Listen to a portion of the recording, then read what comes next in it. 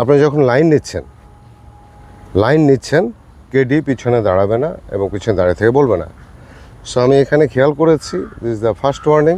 আমি এটাকে প্যারালাইজ করি নাই, বাট নেক্সট টাইম এটা রিপিটেশন হলে 2 স্ট্রোক করে পেনাল্টি হবে। ক্লিয়ার? তোমার কি বুঝতে পেরেছ? আচ্ছা, ডাউট দিও না যে স্যার যে আমি লাইন দেওয়ার পরে মারার আগে এত আমি সরে গিয়েছি, জিনিস এই ডাউট না। জিনিসটা হচ্ছে 10.2-তে বলেছে অ্যাসিস্ট্যান্স, সাহায্য। প্লেয়ারকে তার লাইন নেওয়ার জন্যে মানে একদম সরাসরি পিছন থেকে সাহায্য করা যাবে না। That's the rule. Clear? Okay, thank you. প্লেয়ারের মার্কার যদি কেডি বসায় দেয়, প্লেয়ারের বলও কেডি বসাইতে হবে। যে বল উঠাবে সেই বল বসাবে। ক্লিয়ার? Thank you.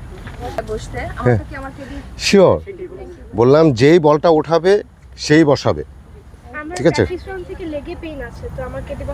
হ্যাঁ হ্যাঁ, শিওর।